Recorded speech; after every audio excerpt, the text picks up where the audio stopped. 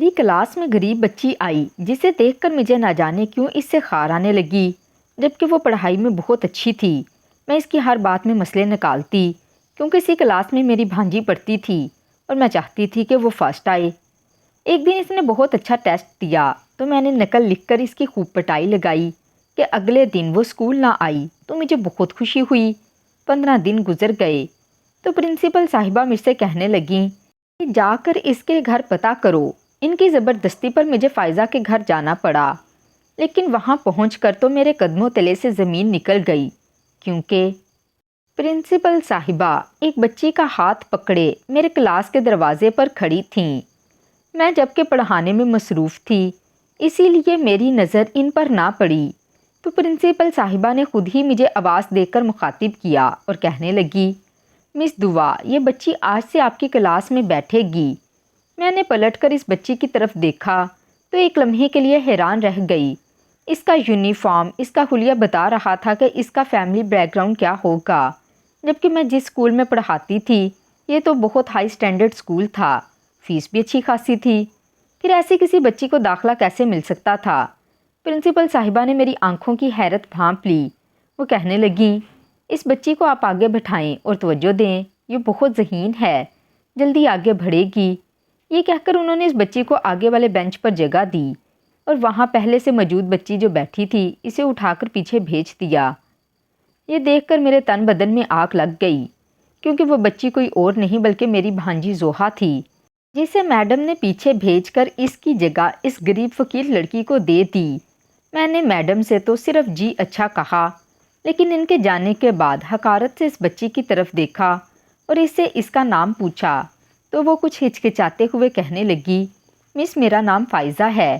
میں نے اس سے پوچھا کہ پہلے کسی اسکول جاتی تھی تو وہ سر جھکا گئی اور پھر دھیرے سے کہنے لگی، نہیں مس، آج تک کبھی کسی اسکول نہیں گئی، البتہ میری اماں نے مجھے پڑھنا لکھنا سکھایا ہے۔ یہ سن کر میرے چہرے پر ایک طنزیہ سی مسکراہٹ آ گئی۔ میں نے کہا، اچھا، اتنے بڑے اسکول میں داخلہ کروایا ہے لیکن تمہاری تو کوئی بیس ہی نہیں ہے، پھر اس کلاس میں تو تمہیں فیل ہی ہونا ہے۔ میری بات سن کر اس کے چہرے کا رنگ اتر گیا اور باقی کلاس کی بچیاں زور زور سے اس پر ہنس رہی تھیں۔ تقریباً سب ہی بڑے گھرانوں کی بچیاں تھیں جنہوں نے اس طرح کی بچی کو کلاس میں پہلی دفعہ دیکھا تھا۔ پھر اوپر سے میرے لہجے نے ان سب کو مزید ہمت دی تھی کہ وہ کھل کر اس پر ہنس سکیں، اس کا مذاق اڑا سکیں۔ اس بچی کی آنکھوں میں آنسو جھلملانے لگے۔ دراصل مجھے غصہ اس بات پر آیا تھا کہ میڈم نے میری بھانجی کو پیچھے کر دیا، جبکہ میں اسے کلاس میں آگے رکھتی تھی اور چاہتی تھی کہ وہی کلاس میں اچھی پوزیشن لے۔ میری کوشش ہوتی کہ وقت سے پہلے ہی اسے پیپر سے بھی آگاہ کر دوں۔ وہ ٹیوشن بھی میں اسے خود ہی پڑھاتی تھی، بلکہ اس کلاس کے زیادہ تر بچیاں میرے ہی گھر پڑھنے کے لیے آیا کرتی تھیں۔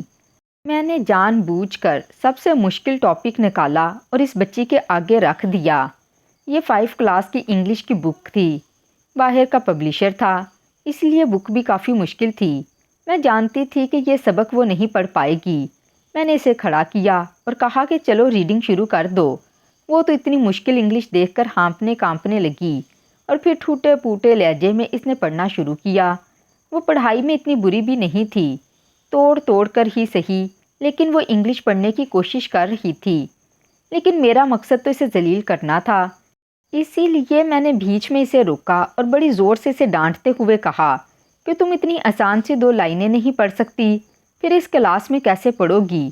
وہ کہنے لگی، مس میں وعدہ کرتی ہوں کہ میں بہت محنت کروں گی، جی لگا کے پڑھوں گی، آپ کو مایوس نہیں کروں گی۔ میں نے صرف سر ہلایا اور اسے بٹھا دیا۔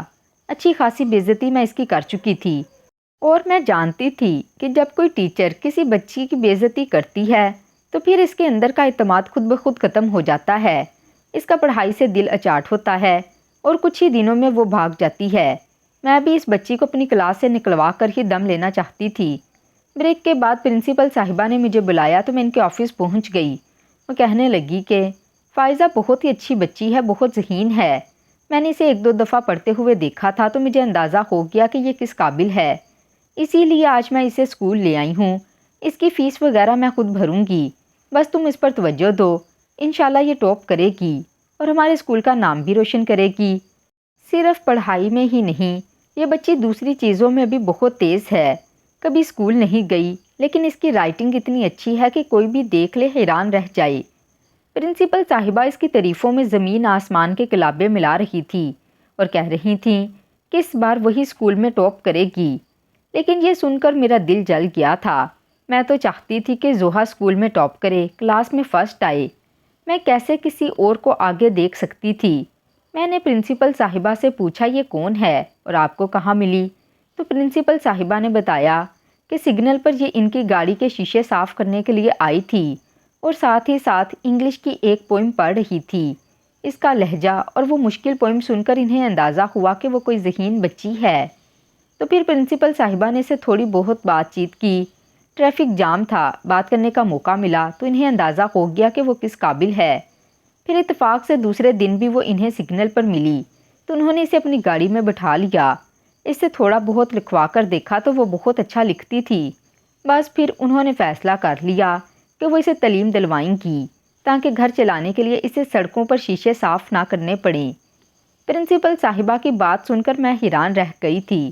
میں نے ان سے پوچھا کہ آپ کو اتنی زیادہ فیس پے کر کے اسے یہاں پڑھانے کی کیا ضرورت تھی؟ کسی سرکاری اسکول میں ڈال دیتی، اس بچی کو تو اچھا ٹیوشن بھی نہیں مل پائے گا۔ پرنسپل صاحبہ نے میری بات سن کر بڑی عجیب نظروں سے مجھے دیکھا اور کہنے لگیں، مس دعا، مجھے آپ سے اس بات کی توقع نہیں تھی۔ مانا کہ وہ غریب گھرانے سے ہے لیکن اچھی تعلیم پر اس کا بھی حق ہے، پھر میں اس کی فیس افورڈ کر سکتی ہوں۔ رہی بات ٹیوشن کی، اگر اسکول میں ہی اسے اچھے سے اچھا پڑھا دیا جائے تو ٹیوشن کی ضرورت ہی نہیں رہے گی۔ میں تو اسکول کے سارے ہی بچوں کو یہ کہتی ہوں کہ اسکول سے ہی پڑھ کر جایا کریں، ٹیوشن وغیرہ میں صرف وقت کا ضیاع ہوتا ہے۔ پرنسپل صاحبہ نے بہت عام لہجے میں یہ بات کہی تھی، لیکن مجھے لگا جیسے وہ مجھے طعنہ مار رہی ہوں، کیونکہ زیادہ تر بچے میرے ہی پاس پڑھنے کے لیے آتے تھے۔ میں ٹیوشن کے نام پر ان سے بھاری فیس لیا کرتی تھی اور جان بوجھ کر اسکول میں کوئی نہ کوئی ایسا کام دیتی تھی جس کے لیے انہیں ٹیوشن آنا ہی پڑتا۔ میں نے اپنے اندر کا غصہ اپنے اندر دبا دیا اور کلاس میں پہنچ گئی۔ سارے بچے بریک میں مزے کر رہے تھے، کچھ بیٹھ کر ادھر ادھر لنچ کر رہے تھے تو کچھ کھیل کود رہے تھے، لیکن فائزہ بالکل اکیلی بیٹھی تھی۔ کسی نے اسے اپنے کھیل میں شریک نہیں کیا اور نہ ہی اس کے پاس لنچ میں کھانے کے لیے کوئی چیز تھی۔ عام طور پر میں بچوں کو شیئرنگ کا سبق سکھاتی تھی، لیکن فائزہ جیسی بچی کے ساتھ بھلا کون کچھ شیئر کر سکتا تھا، اور نہ ہی میں چاہتی تھی کہ کوئی اس کے قریب ہو۔ اسی لیے میں نے اسے اکیلا ہی بیٹھے رہنے دیا اور بریک کے بعد پھر اسے بہت مشکل سا ریاضی کا ٹیسٹ پکڑا دیا، جسے نہ کر سکنے پر میں نے چھٹی تک اسے کھڑا رکھا۔ مجھے اس بات کا بھی ڈر تھا کہیں وہ یہ بات پرنسپل صاحبہ کو نہ بتا دے، لیکن مجھے بھی طرح طرح کے حربے آتے تھے۔ میں نے سوچ لیا تھا کہ اگر وہ پرنسپل صاحبہ سے میری کوئی شکایت کرے گی تو میں بھی اس کے خلاف ایسی باتیں کہوں گی کہ وہ سیدھا اسکول سے باہر ہو جائے گی، کچھ نہیں تو چوری کا الزام لگا دوں گی۔ یہ سوچ کر میں نے خود کو مطمئن کر لیا، لیکن میری توقع کے برخلاف اس نے پرنسپل صاحبہ سے میری کوئی شکایت نہیں لگائی، بلکہ اگلے دن وہ اتنی اچھی تیاری کر کے آئی تھی کہ جب میں نے اسے ریڈنگ کے لیے کھڑا کیا تو کلاس کی ساری ہی لڑکیوں سے بہتر انداز میں ریڈنگ کرنے لگی۔ ایسا لگ رہا تھا جیسے وہ دن رات محنت کر کے آئی ہو۔ پھر ریاضی کا ٹیسٹ بھی اس نے بہت اچھا دیا۔ میں نے دبے لفظوں میں جاننا چاہا کہ اسے کس نے پڑھایا تو وہ کہنے لگی کہ مس جو آپ نے پڑھایا تھا بس میں نے وہی ذہن میں بٹھا لیا اور اسی کی پریکٹس کرتی رہی۔ یہ سن کر مجھے اور آگ لگی اور میں نے فیصلہ کیا کہ اب میں اسے کلاس میں زیادہ دیر بیٹھنے ہی نہیں دوں گی۔ میں نے کچھ ہی دیر بعد اسے بہانے سے کلاس کے باہر کھڑا کر دیا کہ وہ کلاس میں شور کر رہی تھی، جبکہ اس نے ایسا کچھ نہیں کیا۔ پہلے تو وہ مجھ سے معافی مانگتی رہی، لیکن پھر میرا غصہ دیکھ کر خاموش کھڑی رہی۔ بریک تک وہ باہر ہی رہی۔ بریک کے بعد میں نے اسے اندر بلایا تو پھر بات بات پر اسے ذلیل کرنے لگی۔ میری دیکھا دیکھی کلاس کی دوسری لڑکیوں کا رویہ بھی فائزہ کے ساتھ بہت برا ہو گیا۔ ہر کوئی اس کا مذاق اڑاتا، وہ آنکھوں میں آنسو لیے بس سر جھکائے پڑھتی چلی جاتی۔ ایسے ہی مہینہ گزر گیا۔ اس ایک مہینے میں میں نے اسے ہر طرح سے ذہنی اذیت پہنچائی اور کوشش کی تھی کہ وہ کسی طرح پڑھائی سے بھاگ جائے، لیکن جتنا زیادہ میں اسے ستاتی وہ اتنا ہی تیاری کر کے آتی۔ بریک کے ٹائم پر بھی اکیلی بیٹھی کوئی نہ کوئی کتاب کھول کر پڑھائی میں مصروف رہتی۔ اس کی اب تک کسی سے دوستی بھی نہیں ہو سکی تھی۔ پھر اسکول میں فائنل ٹیسٹ کا سلسلہ شروع ہوا۔ تو جیسے ہی ٹیسٹ کاپیاں میرے ہاتھ آنے لگیں میری جان جل کر رہ گئی، کیونکہ میری بھانجی زوہا نے بہت بری کارکردگی دکھائی۔ بامشکل نمبر لے کر وہ پاس ہوئی۔ سارا وقت موبائل فون میں جو لگی رہتی تھی، اس کے تو اتنے نمبر بھی نہ آتے اگر پہلے سے میں اسے ٹیسٹ کے بارے میں آگاہ نہ کرتی۔ لیکن وہیں دوسری طرف فائزہ نے پورے نمبر لیے تھے۔ رائٹنگ سے لے کر ہر چیز میں وہ اتنی شاندار کارکردگی دکھا رہی تھی کہ میں حیران ہی رہ گئی۔ اسے ٹاپ کرنے سے کوئی نہیں روک سکتا تھا، لیکن کہتے ہیں نا، جب آپ کو کسی سے حسد ہو تو اس کی اچھائی بھی برائی نظر آتی ہے۔ مجھے بھی فائزہ کی یہ خوبیاں خامیوں کے طور پر دکھائی دے رہی تھیں۔ مجھے لگتا تھا کہ اسے کوئی حق نہیں کہ وہ اتنے بڑے اسکول میں آ کر میری بھانجی کی برابری کرے۔ میں نے جان بوجھ کر اس کی کاپیوں سے کچھ کام مٹایا اور اس کے نمبر کاٹے، اور وہیں دوسری طرف اپنی بھانجی سے دوبارہ سے ٹیسٹ دلوا کر ان کاپیوں کو چیک کیا اور اس کے نمبر بڑھا دیے۔ جب ٹیسٹ کا رزلٹ آیا تو زوہا نے سب سے اچھے نمبر لیے تھے۔ اس بات پر ساری ہی کلاس حیران تھی، کیونکہ سب کو معلوم تھا کہ زوہا پڑھائی میں اتنی اچھی نہیں، اور اتنے دنوں میں بچیوں کو یہ بھی اندازہ ہو گیا تھا کہ فائزہ کی پڑھائی کیسی ہے۔ فائزہ تو خود اپنے اتنے کم نمبر دیکھ کر شوق رہ گئی تھی۔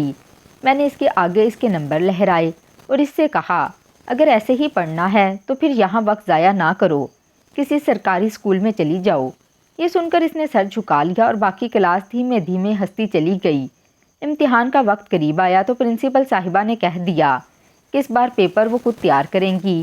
یہ سن کر میرے سر پر آسمان گر پڑا، کیونکہ میں تو ہمیشہ پیپر تیار کر کے زوہا کی پوری تیاری کروا دیا کرتی تھی، اور باقی ٹیوشن میں پڑھنے والے بچوں کو بھی 50% پیپر تو میں بتا ہی دیتی تھی تاکہ وہ بھی اچھے نمبر حاصل کر لیں۔ لیکن اب پرنسپل صاحبہ نے پیپر کی تیاری کو اپنے ذمے لے کر مجھے نئی مصیبت میں ڈال دیا تھا۔ میں نے زوہا سے کہا، اب دل لگا کر پڑھائی کرو ورنہ فائزہ کے اچھے نمبر آئیں گے۔ تو اس نے برا سا منہ بنایا اور کہنے لگی، خالہ آپ کے ہوتے ہوئے مجھے پریشان ہونے کی کیا ضرورت ہے؟ اگر آپ فائزہ کو پیپر نہ دینے دیں تو پھر سب سے اچھا ہو جائے گا اور سب سے اچھا رزلٹ میرا ہی آئے گا۔ زوہا خود تو پڑھنا نہیں چاہتی تھی، اسی لیے اس نے ایک دوسرا رستہ مجھے دکھایا کہ کسی طرح فائزہ کو پیپر دینے سے ہی روک دوں۔ میرے اوپر اپنی بہن اور بہنوئی کا بھی بہت پریشر تھا۔ میرے بہنوئی مجھے میری مرضی کے مطابق فیس دیتے تھے اور چاہتے تھے کہ سب سے اچھا رزلٹ ان کی بیٹی کا ہی آئے، پھر چاہے وہ چیٹنگ کے ذریعے ہو یا پیپر لیک کر کے۔ انہیں اس بات سے کوئی غرض نہیں تھی، وہ پیسے والے آدمی تھے، ان کے پاس پیسوں کی کوئی کمی نہیں تھی۔ زوہا ان کی اکلوتی بیٹی تھی جس کی ہر فرمائش وہ آنکھ بند کر کے پوری کر دیتے۔ اسی لیے نہ صرف زوہا بگڑ گئی تھی بلکہ اس کا پڑھائی سے کوئی واسطہ بھی نہیں رہا تھا۔ ابھی بھی میری بہن نے صاف صاف کہہ دیا تھا کہ تم کچھ بھی کرو لیکن سب سے اچھا رزلٹ تو زوہا کا ہی آنا چاہیے، تاکہ میں ایک بڑی سی تقریب رکھوں اور پھر تمہیں بھی خوب تحائف دوں۔ میری بہن نے مجھے بھی لالچ دیا تھا اور میں نے حامی بھر لی تھی کہ میں زوہا کے رزلٹ کے لیے پوری محنت کروں گی۔ پیپر تو میرے ہاتھ میں نہیں تھے، لیکن میں نے زوہا کو پڑھائی کی طرف راغب کرنا شروع کر دیا تھا۔ میری کوشش تھی کہ وہ سارے اہم ٹاپک پڑھ لے، لیکن وہ تو میرے پاس پڑھنے کے لیے بھی آتی تو موبائل فون لے کر آتی اور سارا وقت چیٹنگ میں لگی رہتی۔ ایک 5 کلاس کی بچی کی عمر ہی کیا ہوتی ہے، اس عمر میں نہ جانے اس نے کس کس سے دوستیاں کر لی تھیں اور وہ ہر وقت مصروف رہنے لگی۔ میں اگر کوئی سوال جواب کرتی تو وہ خوب ہنگامہ کھڑا کرتی اور پھر میں بھی اس سے کچھ نہ پوچھ پاتی۔ اب بھی وہ یہی سب کچھ کر رہی تھی اور میں نے سر پکڑ لیا۔ وہ کسی طرح پڑھنے کو راضی ہی نہیں تھی۔ اب یہ ذمہ داری میری تھی کہ اس کا رزلٹ اچھا آئے، اسی لیے میں نے طے کیا کہ باقی کلاس کے بچوں پر محنت نہیں کروں گی، اور رہی بات فائزہ کی تو کسی بھی طرح اسے پیپر دینے ہی نہیں دوں گی۔ اور پھر میں نے اس کا حل یہ نکالا کہ ایک دن جب فائزہ نے ٹیسٹ دینا شروع کیا تو میں نے اس کا ٹیسٹ پیپر چھینا اور اس پر نقل لکھ دیا اور پھر اس کی خوب پٹائی لگائی۔ وہ بیچاری مجھ سے 4-6 چماٹے کھانے کے بعد لال پڑ گئی۔ میں نے اسے کلاس کے باہر کھڑا کر دیا اور پھر اسے دوبارہ ٹیسٹ بھی نہ دینے دیا۔ یہ وہ ٹیسٹ تھے جن کے نمبر کہیں نہ کہیں ایگزامز میں شامل ہونے تھے اور اسی سے ہی سالانہ نتیجہ بننا تھا۔ مجھے یقین تھا کہ میری اس حرکت سے اس کا رزلٹ کافی خراب ہونے والا تھا، لیکن کچھ ہی دیر بعد پرنسپل صاحبہ وہاں آ گئی اور فائزہ کو باہر کھڑا دیکھ کر مجھ سے پوچھنے لگی کہ اسے باہر کیوں نکالا ہے۔ میں نے فائزہ کی کاپی ان کے آگے رکھ دی جس پر بڑا سا نقل لکھا ہوا تھا اور ان سے کہہ دیا، یہ نقل کر کے پیپر دے رہی تھی، اسی لیے میں نے ٹیسٹ پیپر چھین لیا اور اسے سزا کے طور پر باہر کھڑا کیا ہے۔ میری بات سن کر پرنسپل صاحبہ حیران رہ گئیں اور پھر فائزہ سے پوچھنے لگیں، کیا تم نے نقل کی ہے؟ فائزہ نے کوئی جواب دینے کے بجائے رونا شروع کر دیا تو انہیں لگا شاید میں ٹھیک کہہ رہی ہوں۔ پھر وہ اسے سمجھانے لگیں اور کلاس میں واپس بٹھا کر چلی گئیں۔ البتہ میں نے اس کا پیپر خراب کر دیا تھا۔ میری تسلی تھی کہ اب اس کا رزلٹ اچھا نہیں آنا، لیکن جب میں نے زوہا کی کاپیوں کی شکل دیکھی تو میرے ہوش اڑ گئے۔ زوہا نے تو بہت ہی زیادہ خراب ٹیسٹ دیا تھا۔ میں اس قدر شدید غصے میں تھی کہ مجھے کچھ سمجھ نہیں آ رہا تھا کہ کیا کروں۔ پھر اتنے میں فائزہ اپنی کاپی اٹھائے میرے پاس آ گئی۔ وہ کسی سوال کا جواب پوچھ رہی تھی۔ میں نے اپنا سارا غصہ اس پر نکالا اور اس کا منہ ایک دفعہ پھر مار مار کے لال کر دیا۔ اس کی کمر پر بھی خوب ڈنڈے برسائے۔ ویسے تو ہمارے اسکول میں مارنے کی اجازت نہیں، لیکن میں جانتی تھی کہ فائزہ جیسی بچی کے لیے کوئی کمپلین لے کر آنے والا نہیں۔ مفت میں وہ اتنے بڑے اسکول میں پڑھ رہی تھی۔ اس کے ماں باپ تو کبھی یہاں آ کر شکایت کرنے کی جرات کر ہی نہیں سکتے تھے۔ اسی لیے میں نے اس کی خوب پٹائی لگائی اور پھر چھٹی ہو گئی۔ اب تو مجھے پرنسپل کا بھی خوف نہیں تھا، کیونکہ میں اچھی طرح جانتی تھی کہ فائزہ ان بچوں میں سے ہے جو اپنے استادوں کی شکایت کسی سے بھی نہیں لگاتے، اور اسی بات کا میں نے خوب فائدہ اٹھایا تھا۔ میں اسے کتنا بھی مارتی یا ڈانٹتی، لیکن وہ ہمیشہ میری بہت عزت کرتی۔ اس نے مجھ سے کبھی اونچی آواز میں بات نہیں کی تھی، کبھی میرے بارے میں کسی سے کچھ نہیں کہا تھا، اور نہ ہی اس کی نظروں میں کبھی میں نے نفرت دیکھی تھی، بلکہ وہ تو ہمیشہ پہلے سے بھی زیادہ پیار اور محبت کا اظہار کرتی۔ کلاس کے سب بچے اس پر ہنستے، لیکن جب کسی کو مدد کی ضرورت ہوتی تو فائزہ سب سے پہلے اپنی کاپی نکال کر اس کے آگے رکھ دیتی۔ ان سب خوبیوں کے باوجود بھی فائزہ میرا دل نہیں جیت سکی تھی۔ میری نفرت اپنی جگہ تھی۔ میں ہائی کلاس اور لو کلاس کے چکر میں پڑی ہوئی تھی۔ میری نظر میں میرا تعلق ہائی کلاس سے تھا، جبکہ وہ ایک غریب گھرانے سے تھی۔ اسی لیے اس کا ہمارے اسکول میں پڑھنا مجھ سے برداشت نہیں ہو رہا تھا۔ اگلے دن جب میں اسکول گئی تو فائزہ کلاس میں موجود نہیں تھی۔ 2 دن وہ اسکول نہیں آئی۔ اس کا نہ آنا مجھے سکون پہنچا رہا تھا۔ میں بڑی خوش تھی۔ میں نے سب بچوں کو بڑی اچھی طرح پڑھایا، لیکن میری اپنی بھانجی زوہا نے نکمے پن کی انتہا کر دی۔ میں پڑھا رہی تھی اور وہ باتوں میں مصروف تھی۔ میں نے غصے سے اسے ڈانٹا تو وہ بہت بدتمیزی سے میرے ساتھ پیش آئی اور کہنے لگی، مس آپ اس طرح سے اونچی آواز میں ہمیں ڈانٹ نہیں سکتی۔ کیا آپ کو پتہ نہیں ہے کہ اس بات کی اجازت نہیں؟ بھانجی کے منہ سے ایسی بات سن کر میں شرم سے پانی پانی ہو گئی تھی، اور کلاس کی باقی سب لڑکیاں مجھ پر ہنسنے لگی تھیں۔ ہمارے اسکول میں یہی رول تھا کہ کوئی بھی ٹیچر بچوں سے نہ ہی سختی سے پیش آ سکتی تھیں اور نہ ہی مار سکتی تھیں، کیونکہ یہاں پڑھنے والے بچے زیادہ تر بہت ہی امیر گھرانوں کے تھے۔ مجھے اپنی بہت ہی زیادہ حدت محسوس ہوئی تھی۔ بے اختیار مجھے فائزہ کا خیال آیا، جسے نہ صرف میں ڈانٹتی تھی بلکہ مارتی بھی تھی، مگر پھر بھی وہ بہت احترام سے مجھ سے پیش آتی تھی۔ میں نے بہت مشکل سے خود پر قابو کیا اور اپنی ہی بھانجی کو نظر انداز کر کے کلاس میں پڑھانے لگی۔ پھر ایسے ہی دن گزرنے لگے۔ امتحان میں مہینہ باقی تھا اور بہت تیزی سے ریویژن چل رہی تھی، لیکن اس ریویژن میں بھی میری بھانجی نے کوئی دلچسپی نہیں دکھائی۔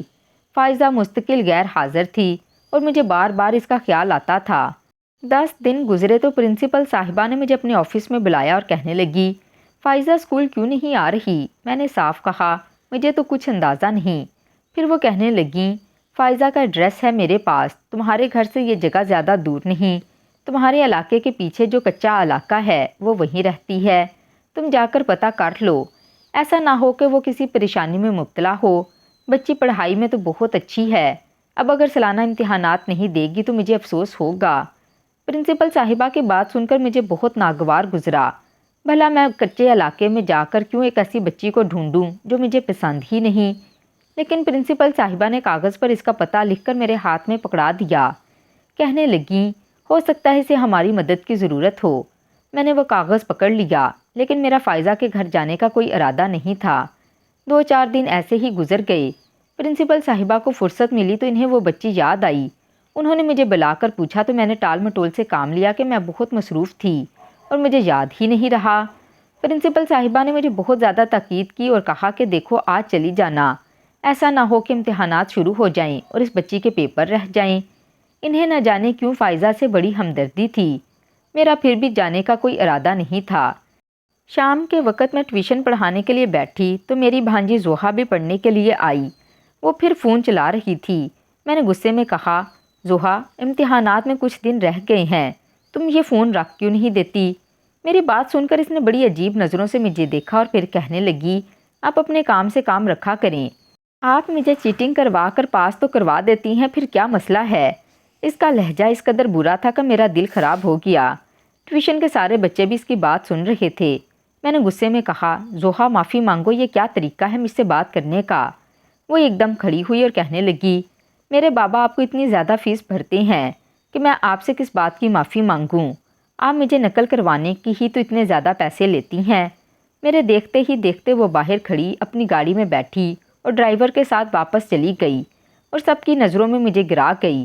میں تو اس چھوٹی سی بچی کی جرأت پر حیران رہ گئی۔ یہ سب میری بہن اور بہنوئی کے بیجا لاڈ پیار کا نتیجہ تھا۔